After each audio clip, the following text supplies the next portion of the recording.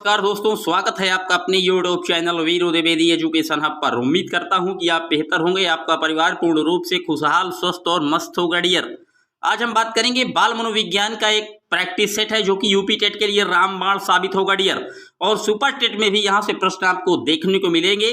तो वीडियो को बिल्कुल शिद्दत से अंत तक वॉच कीजिएगा। लगभग 50 से 60 प्रश्न स्पीड के साथ इस वीडियो में कराए जाएंगे डियर। तो चैनल पर जितने भी लोग पहली बार आए हैं, सब्सक्राइब करें, बेल आइकन को ऑन करें और वीडियो को लाइक और शेयर करना ना भूलें डियर। तो आइए शुरू करते हैं। पहला प्रश्न कह रहा है अभिप्रेरणा का वर्गीकरण होता है, यानी कि मोटिवेशंस का जो क्लासिफिकेशंस है कितने भागों में कर सकते हैं आप पूछ रहा है। स्वाभाविक और कृत्रिम, कम महत्वपूर्ण, अधिक महत्वपूर्ण, जन्मजात तथा अर्जित, या अभिप्रेरणा और प्रलोभन। तो जो अभिप्रेरणा का वर्गीकरण है डियर वो हम जन्मजात और अर्जित रूप में करते हैं। सी ऑप्शन एकदम करेक्ट है। बात करते हैं अब अपने अगले प्रश्न की। सीखने की प्रक्रिया में सीखने का जो स्थानांतरण है यानी कि ट्रांसफर ऑफ लर्निंग है वो हो सकता है क्या? सकारात्मक, नकारात्मक, शून्य या ये सभी? तो सीखने की जो प्रक्रिया में सीखने का स्थानांतरण है ये सभी होता है। अब सकारात्मक कैसे होता है बताई देते हैं उदाहरण के माध्यम से। जैसे आपने साइकिल चलाना सीख लिया और साइकिल चलाने की मदद से आपने मोटरसाइकिल चलाना सीख लिया डियर, तो ये क्या है? ये सकारात्मक ही है। जैसे दूसरा उदाहरण आपको बताता हूं कि आपने भौतिक विज्ञान का ज्ञान प्राप्त कर लिया न्यूमेरिकल इत्यादि में, तो उसकी मदद से आपने गणित में भी कमांड हासिल कर ली, तो ये सकारात्मक है। और नकारात्मक की बात कैसे करें? जैसे मान लीजिए कला का ज्ञान है, आपका कला का ज्ञान गणित के ज्ञान में सहायक नहीं है डियर, तो ये क्या है? ये नकारात्मकता को प्रदर्शित करता है।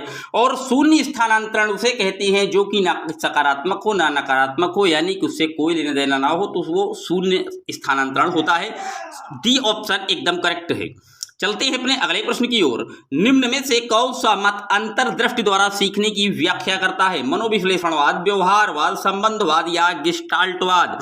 तो अंतर्दृष्टि यानी सूझ की बात की थी, ये गेस्टाल्टवादियों की देन है। और गेस्टाल्टवादियों में एक कोहलर थे जिन्होंने अंतर्दृष्टि और सूझ के सिद्धांत का प्रतिपादन सुल्तान नामक चिंपैंजी पर किया था। तो डी ऑप्शन एकदम करेक्ट है। मनोविश्लेषणवाद ये सिगमंड फ्राइड की है, आपको पता ही है। इद, इदम और पर अहम की इन्होंने बात की थी, इड, ईगो, सुपर ईगो की। व्यवहारवाद जेबी वाटसन से संबंधित है डियर। संबंधवादी इसे हम कंडीशनिंग थ्योरी यानी कि इयान पेट्रोविच पावलोव के नियम के नाम से भी जानते हैं डियर, तो इसका डी ऑप्शन एकदम करेक्ट है। बात करते हैं अपने अगले प्रश्न की। किस मनोवैज्ञानिक ने सीखने की सामग्री के रूप में निरर्थक शब्दों का प्रयोग किया था? विलियम जेम्स, स्किनर, एबिंगहॉस या बार्टलेट? तो जो सीखने की सामग्री में निरर्थक शब्दों का यूज किए हैं वो सिर्फ और सिर्फ एबिंगहॉस जी हैं। सी ऑप्शन एकदम करेक्ट है। सीखने के नियम दिए हैं इयान पेट्रोविच पावलोव ने, स्किनर ने, थॉर्नडाइक ने, कोहलर ने। तो सीखने के जो मुख्य और गौड़ नियम है डियर वो दिए हैं एडवर्ड एल थॉर्नडाइक ने। मुख्य नियम में तत्परता का नियम, प्रभाव का नियम और अभ्यास का नियम शामिल है। सी ऑप्शन एकदम करेक्ट है। सीखना क्या है? व्यवहार में परिवर्तन, अनुभव तथा अभ्यास का परिणाम, व्यवहार में अपेक्षाकृत स्थायी परिवर्तन या ये सभी? तो सीखना तभी सार्थक माना जाएगा जब व्यवहार में क्या हो? परिवर्तन हो। अनुभव तथा अभ्यास का परिणाम है ये। व्यवहार में अपेक्षाकृत स्थायी परिवर्तन भी है। तो इसका जो डी ऑप्शन है यानी कि ये सारी बातें क्या सीखने के अंतर्गत आती हैं, डी ऑप्शन करेक्ट है। अगला प्रश्न पर चलते हैं। शारीरिक वृद्धि और विकास को क्या कहते हैं? तत्परता, अभिवृद्धि, गतिशीलता या आनुवंशिकता? तो शारीरिक वृद्धि और विकास को हम डियर अभिवृद्धि के नाम से जानते हैं। बी ऑप्शन एकदम करेक्ट है। चिंतन संज्ञानात्मक पक्ष में एक मानसिक क्रिया है, ये कथन किसने दिया था? जॉन डीवी, गिलफोर्ड, क्रूज या रॉस ने? तो चिंतन एक क्या संज्ञानात्मक पक्ष की मानसिक क्रिया है, ये कथन है रॉस महोदय का। डी ऑप्शन एकदम करेक्ट है, नोट रखिएगा डी, जे.एस. रॉस। चलते हैं अपने अगले प्रश्न की ओर। बाल मनोविज्ञान के आधार पर कौन सा कथन सर्वोत्तम है? सारे बच्चे एक जैसे होते हैं, कुछ बच्चे एक जैसे होते हैं, कुछ बच्चे विश्वस्त होते हैं, प्रत्येक बच्चा विशिष्ट होता है। तो बाल मनोविज्ञान ये कहता है कि प्रत्येक बच्चा क्या विशिष्ट है, all children are unique dear. तो इसका जो करेक्ट ऑप्शन है वो डी में लिखा हुआ है, प्रत्येक बच्चा क्या विशिष्ट होता है। डी एकदम करेक्ट है। चलते हैं अपने अगले प्रश्न की ओर। बाल मनोविज्ञान का केंद्र बिंदु है अच्छा शिक्षक, बालक, शिक्षक प्रक्रिया या विद्यालय? तो बाल मनोविज्ञान का जो केंद्र बिंदु है वो चाइल्ड को माना गया है, चिल्ड्रन को ही हम रख कर बीच में सिखाते हैं, क्योंकि हमारी जो बाल केंद्रित शिक्षा है वो इसी की वकालत करती है, चाइल्ड सेंटर्ड एजुकेशन की। तो बी ऑप्शन एकदम करेक्ट है। बात करते हैं अपने अगले प्रश्न की। अच्छी स्मृति की विशेषता है शीघ्र पुनः स्मरण, शीघ्र पहचान, अच्छी धारणा, ये सभी। तो जो अच्छी मेमोरी की विशेषताएं हैं ये तीनों ही चीजें होती हैं डियर, डी ऑप्शन एकदम करेक्ट है। चलते हैं अपने अगले प्रश्न की ओर। संवेग शब्द का शाब्दिक अर्थ क्या है? क्रोध और भय, स्नेह और प्रेम, उत्तेजना या भावों में उथल पुथल, या उपर्युक्त में से कोई नहीं।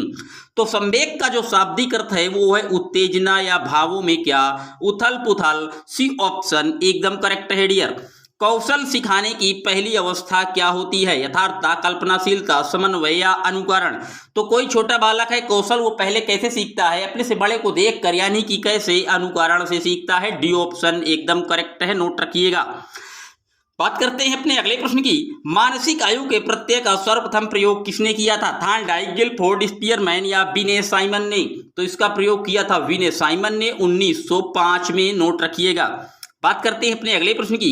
शैशवावस्था के लिए उत्तम शिक्षण विधि है मॉन्टेसरी, खेल विधि, किंडरगार्टन या ये सभी?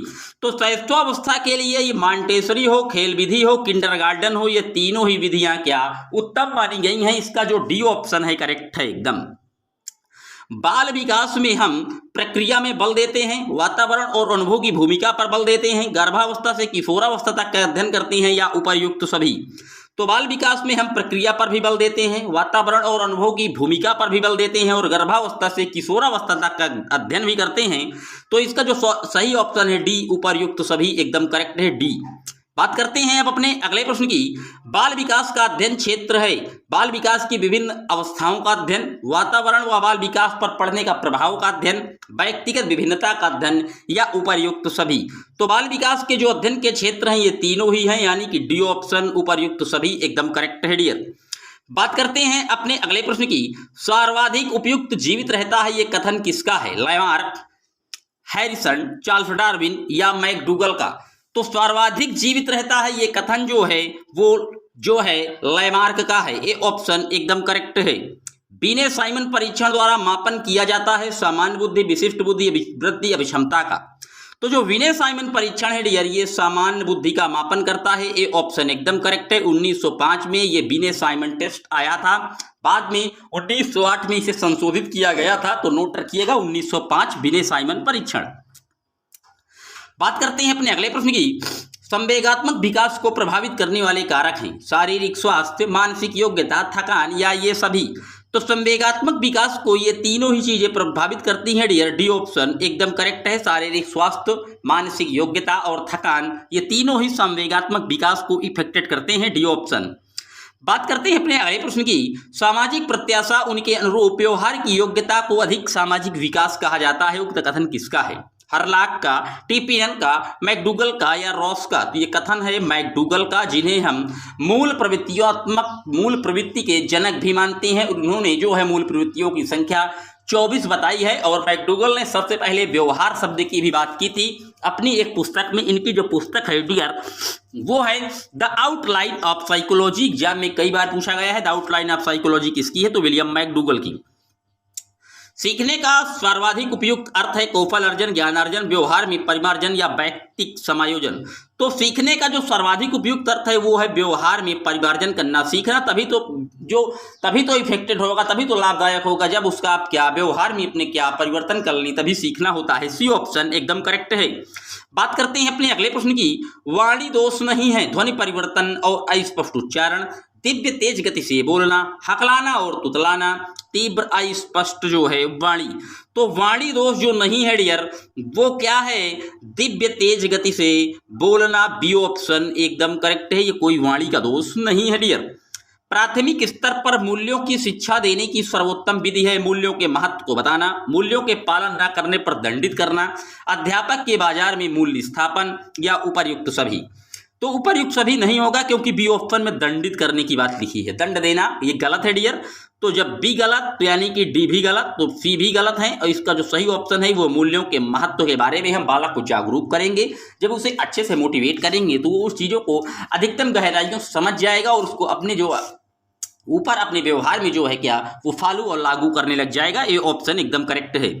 मूल्यों के वर्गीकरण में शामिल नहीं है। आध्यात्मिक मूल्य बिल्कुल शामिल है, नैतिक मूल्य भी शामिल है, सांस्कृतिक मूल्य भी शामिल है, लेकिन ये एन केन प्रकार धन अर्जन करने का यानी कि किसी भी प्रकार से पैसे कमाने का कोई मूल्य शामिल नहीं है डियर। बी ऑप्शन एकदम करेक्ट है। व्यक्तित्व के संगठक का स्वरूप है सामाजिक, आर्थिक, मनोवैज्ञानिक, शारीरिक, शारीरिक राजनैतिक या मनोवैज्ञानिक आध्यात्मिक। तो व्यक्तित्व का जो संगठन का स्वरूप है डियर वो है मनोवैज्ञानिक और शारीरिक। बी ऑप्शन एकदम करेक्ट है डियर। आत्म केंद्रित व्यक्तित्व होता है अंतर्मुखी, बहिर्मुखी, उभयमुखी या सामाजिक निर्भर। तो बता दें डियर, जो आत्म केंद्रित होता है यानी कि अपने आप तक ही सीमित रहता है, वो सिर्फ और सिर्फ अंतर्मुखी वाला होते हैं डियर। ए ऑप्शन एकदम करेक्ट है। बहिर्मुखी वे होते हैं जो समाज में घुल मिलकर रहते हैं और उनका जो सारा कार्य है वो समाज के दिशा निर्देशों के अनुपालन में ही चलता है डियर, वो बहिर्मुखी होते हैं। और उभयमुखी जिनमें दोनों के लक्षण विद्यमान होते हैं वो जो है उभयमुखी होता है। और ये व्यक्तित्व का जो वर्गीकरण है ये कार्ल जुंग ने किया था, ये भी आप नोट कर लीजिएगा। अपने ऊर्जा बल को बाहर की ओर अभिव्यक्त करने वाले व्यक्तित्व का प्रकार क्या है? धनात्मक, ज्ञानात्मक, कलात्मक, बहिर्मुखी या धार्मिक। तो अपने ऊर्जा के जो अभिव्यक्ति है उसको बाहर जो निकालेगा तो वो कौन सा होगा?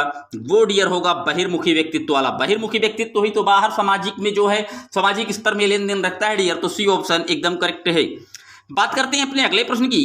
कक्षा 4 का बच्चा जो है वो सदैव क्या चिंतित और कुंठित रहता है, आप क्या करेंगे? उसके अभिभावक से शिकायत करेंगे, गलत बात डियर। मनोचिकित्सक के पास ले जाएंगे, गलत है डियर। उसे उसके भाग्य पर छोड़ देंगे, एकदम गलत है डियर।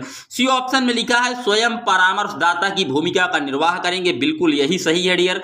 क्योंकि बालक आपकी क्लास का है तो आप पहले उसकी रीजन को जानने का प्रयास करेंगे। आप क्या बनेंगे? परामर्शदाता बनेंगे डियर। उन चीजों को आप उससे पता करेंगे, फिर उसके लिए सही उपचार के लिए उसे मार्गदर्शित करेंगे। सी ऑप्शन एकदम करेक्ट है। भाषा विकास का सिद्धांत नहीं है अनुबंधन का सिद्धांत, अनुकरण का सिद्धांत, अतिरिक्त शक्ति का सिद्धांत या परिपक्वता का सिद्धांत। तो भाषा विकास का जो सिद्धांत नहीं है, ये अतिरिक्त शक्ति का कोई सिद्धांत भाषा के लिए निर्मित नहीं किया गया है। सी ऑप्शन एकदम करेक्ट है। बात करते हैं अपने अगले प्रश्न की। संकर शब्द किसे कहते हैं? ग्रामीण भाषा का शब्द, संस्कृत भाषा का शब्द, ग्रामीण व संस्कृत भाषा की कुछ विशेष शब्द या दो भाषा के शब्दों से मिला शब्द। संकर का मतलब होता है दो भाषा के शब्दों से क्या मिला शब्द डियर। तो अभी तक आप बाल मनोविज्ञान के प्रश्न किए थे, अब ये हिंदी के हैं, यानी कि बताया हूं लगभग 50-60 प्रश्नों को हम तुरंत धुआं करेंगे। स्पीड में वीडियो है, समझते हुए चलिएगा। बात करते हैं अपने अगले प्रश्न की। सुत शब्द को स्त्रीवाचक बनाने के लिए किस प्रत्यय का प्रयोग किया जाएगा? ई का, ई का, इक का या आ का? तो सुत में आ का अगर प्रत्यय कर प्रयोग कर देंगे तो सुता बन जाएगा। और सुता माने क्या? पुत्री होता है। और सुत माने क्या? पुत्र होता है। तो डी ऑप्शन एकदम करेक्ट है। नाक का बाल होना मुहावरे का क्या अर्थ है? अधिक समीप होना, कष्ट देना, अधिक प्रिय होना या पालतू होना। तो नाक का बाल होना यानी कि अधिक क्या प्रिय होना डियर। सी ऑप्शन एकदम करेक्ट है। अश्व का पर्यायवाची शब्द निम्नलिखित में से कौन सा नहीं है? घोड़ा, घोटक, कटक, हाय। तो अश्व का जो पर्यायवाची नहीं है डियर वो कटक नहीं है, क्योंकि कटक किसका है? कटक सोना का होता है डियर। तो सी ऑप्शन एकदम करेक्ट है। जो एक स्थान पर टिक कर नहीं रहता वाक्य के लिए एक शब्द कौन सा है? अस्थिर, अडिग, यायावर या गतिशील। तो जो एक स्थान पर टिक कर नहीं रहता यानी कि क्या वो इधर उधर घूमता रहता है डियर, तो वो यायावर कहलाता है। सी ऑप्शन एकदम करेक्ट है। बुंदेले हरबोलों के मुंह से हमने सुनी कहानी थी, खूब लड़ी मर्दानी वो तो झांसी वाली रानी थी। इस पंक्ति के रचनाकार कौन है? माखनलाल चतुर्वेदी, सुभद्रा कुमारी चौहान, सोहनलाल द्विवेदी या राम नरेश त्रिपाठी। तो बुंदेलो हरबोलों के मुंह से हमने सुनी कहानी थी, ये जो रचना है ये सुभद्रा कुमारी चौहान जी की है। बी ऑप्शन एकदम करेक्ट है। बात आई सुभद्रा कुमारी चौहान जी की, तो बता दें सुभद्रा कुमारी चौहान जी जो है उनका जो है कल जो है पुण्यतिथि थी और 117वीं पुण्यतिथि इस बार सुभद्रा कुमारी चौहान जी की मनाई गई है। इनके बारे में बता दूं, ये 9 वर्ष की जब थी तभी से इन्होंने ऐसे जो है गीत कविताओं का जो है वो लिखने का सिलसिला स्टार्ट कर दिया था डियर। तो बी ऑप्शन एकदम करेक्ट है। समास का अर्थ होता है संक्षेप, विस्तार या नवीन अर्थ। तो समास का जो अर्थ है डियर वो संक्षेपीकरण होता है।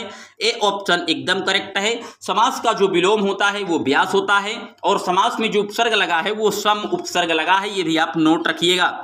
भाषा के संबंध में उपचारात्मक शिक्षण का उद्देश्य है भाषा प्रयोग संबंधी कठिनाइयों की पहचान तथा उनका निदान, बच्चों को व्यस्त रखना, बच्चों को श्रेणीवार विभक्त करना, बच्चों को दुरुपयोग की केवल सूची बनाना। तो भाषा के संबंध में जो उपचारात्मक शिक्षण का उद्देश्य डियर वो भाषा प्रयोग संबंधी कठिनाइयों की पहचान तथा उसका निदान करना है। ये ऑप्शन एकदम करेक्ट है। प्रमुख भाषाई कौशल के अंतर्गत इनमें से कौन सा एक नहीं है? सुबोपाली आपने ट्रिक पढ़ा होगा। सु से सुनना, बो से बोलना, ली से लिखना, पी से पढ़ना। यहाँ हंसना कोई डियर जो है ये प्रमुख भाषाई कौशल थोड़ी ना है। इसका जो सी ऑप्शन है हंसना यही गलत है और यही प्रश्न पूछ रहा था। हिंदी दिवस कब मनाया जाता है? तो हिंदी जो दिवस है डियर, हिंदी जो दिवस है मैं आपको बता दूं वो प्रतिवर्ष 14 सितंबर को मनाते हैं। ये ऑप्शन एकदम करेक्ट है। अगर विश्व हिंदी दिवस पूछ लेता तो आप बताएंगे कि साहब विश्व हिंदी दिवस 10 जनवरी को मनाया जाता है। काव्य शिक्षण का उद्देश्य है भाषा में प्रयुक्त होने वाले विराम चिन्हों से परिचित कराना, व्याकरणिक नियमों की जानकारी देना, संगीत कला में निपुण बनाना, रसानुभूति एवं अनुभूति कराना। तो काव्य शिक्षण का जो उद्देश्य है वो भाषा में प्रयुक्त होने वाले विराम चिन्हों से क्या परिचित कराना है डियर। इनमें से किस वाक्य में विशेषण का प्रयोग हुआ है? राम जाता है, सीता फल खाती है, मेरी गाय काली है, जल्दी उठना स्वास्थ्यवर्धक है। तो विशेषण विशेष मेरी गाय क्या काली है, गाय कैसी है काली है, विशेषता ही तो बता रहा है गाय की, इसलिए सी ऑप्शन एकदम करेक्ट है डियर। प्रश्नों का बिल्कुल शिद्दत से समझते हुए चलिएगा। जितने भी लोग चैनल पर पहली बार आए हैं सब्सक्राइब करें। वीडियो थोड़ा बड़ा जरूर है डियर, लेकिन मैं वादा करता हूं कि आपको इस वीडियो से इतने प्रश्न आपको आगे एग्जाम में देखने को मिलेंगे कि आपका दिल जो है वो गार्डन गार्डन कर जाएगा। चलते हैं अब अपने अगले प्रश्न की ओर। नाटक शिक्षण में कक्षा अभिनय प्रणाली के उपयोग से क्या होता है? शिक्षक एवं बच्चों का समय व्यर्थ होता है, पात्र अनुसार बच्चों द्वारा अभिनय से सीखने की प्रक्रिया में तेजी आती है, बच्चों पर विपरीत प्रभाव पड़ता है या उपर्युक्त में से कोई नहीं। तो नाटक शिक्षण जो कक्षा में अभिनय प्रणाली के प्रयोग से क्या होता है? पात्र जो अनुसार बच्चे द्वारा अभिनय के सीखने की प्रक्रिया में क्या तेजी आ जाती है डियर। बी ऑप्शन एकदम करेक्ट है। निम्न शब्दों में अधिकरण कारक का प्रयोग हुआ है? वाहनारूढ़, सत्ताधीश, गंगाजल या रेखा चित्र। तो अधिकरण पूछ रहा है, मैं पै पर अधिकरण होता है तो वाहनारूढ़ यानी कि वाहन में क्या रूढ़ है, आरूढ़ है, वाहन में चढ़ा हुआ है, इसलिए जो पहला ही ऑप्शन एकदम करेक्ट है। लेकिन अगर सत्ताधीश की बात आ जाए तो सत्ता पर जो धीश जो कायम है तो ये भी अधिकरण का ही उदाहरण है। गंगा जल, गंगा का जल, रेखा चित्र, रेखा का चित्र, लेकिन बेटर ऑप्शन वाहन पर आरूढ़ होगा। ए ऑप्शन एकदम करेक्ट है। किस रस को रसराज कहा जाता है? श्रृंगार रस, वीर रस, हास्य रस या इनमें से कोई नहीं। तो रसों का जो रसराज है डियर वो श्रृंगार रस को कहा जाता है। ए ऑप्शन एकदम करेक्ट है। और रस का जो वर्णन है वो भरत मुनि ने अपने नाट्य शास्त्र में किया है डियर, नोट रखिएगा। आचार्य मम्मट ने जो रसों की संख्या है वो 9 बताई है। उन्होंने शांत रस को भी क्या रस माना है और शांत रस का जो स्थायी भाव है वो निर्वेद होता है डियर, नोट रखिएगा। चलते हैं अपने अगले प्रश्न की ओर। घनानंद को किस युग का कवि माना जाता है? आदिकाल, भक्तिकाल, रीतिकाल या भारतेंदु काल। तो घनानंद जो है ये रीतिकाल के कवि माने जाते हैं डियर। सी ऑप्शन एकदम करेक्ट है। निम्न में से शुद्ध वर्तनी वाला शब्द लिखिए। आशीर्वाद, आशीर्वाद कैसे शुद्ध लिखा जाएगा? तो जो ए ऑप्शन में लिखा हुआ है डियर वही एकदम शुद्ध है आशीर्वाद और एकदम करेक्ट लिखा है। को से किस कारक के चिन्ह का जो है बोध होता है? प्रथमा कर्ता ने, द्वितीय कर्म को, तो कर्म का ही बोध हो रहा है। ए ऑप्शन एकदम करेक्ट है। सच्चिदानंद हीरानंद वात्सायन का उपनाम क्या था? तो सच्चिदानंद हीरानंद वात्सायन का जो उपनाम था डियर वो अज्ञेय था। सी ऑप्शन एकदम करेक्ट है। अब डियर हम बात करते हैं आज के अगले और अंतिम प्रश्न की। बिहारी के प्रसिद्ध थे, बिहारी के क्या प्रसिद्ध थे? कवित, सवई या पद या दोहा। तो बिहारी के जो प्रसिद्ध थे वो दोहा थे। अब कितने दोहा थे? तो बिहारी ने 719 दोहों को रचित किया था और एक तरीके से बिहारी को कहा जाता है कि गागर में सागर भर दिए, यानी कि इन्होंने मात्र एक ही रचना की बिहारी सतसई और उसमें इन्होंने 719 दोहों को ही लिखा और ये जग जाहिर हो गए डियर। तो ये थे आज के 50 महत्वपूर्ण प्रश्न जो कि बाल मनोविज्ञान और हिंदी से संबंधित एक बढ़िया प्रैक्टिस सेट था। उम्मीद करता हूं कि आपको ये प्रैक्टिस सेट अच्छा लगा होगा। तो चैनल पर जितने भी लोग पहली बार आए थे सब्सक्राइब करें, लाइक करें, वीडियो को शेयर करना ना भूलें डियर। मिलेंगे जल्द ही आपसे एक और वीडियो में। बता दूं वीडियो बड़ा है, आप शिद्दत से एक एक पॉइंट अंत तक जरूर वॉच किया करिए डियर, उससे आपको ज्ञानार्जन में बहुत प्रबलता मिलेगी डियर। मिलेंगे जल्द ही आपसे एक और वीडियो में, इजाजत दीजिए। Thanks for watching my video. जय हिंद जय भारत।